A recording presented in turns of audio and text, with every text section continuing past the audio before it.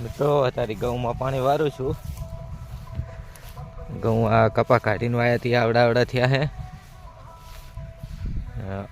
નાખું જો આયા તો પછાટે ઓલા મોટા ઘઉં હતા એ આવડા થઈ ગયા હે. એમાં ખાતર નાખવું હે. મિત્રો ઓલા ઘઉં પી ગયા છે. હવે આ મોટા ઘઉંમાં કાલ ખાતર નાખતો તેમાં ચાલુ કરી દીધું છે પાણી.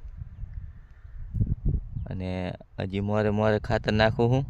ઓલી થેલી દેખાય રહી ખાતરની અડધે હજી બાકી છે નાખવાનું.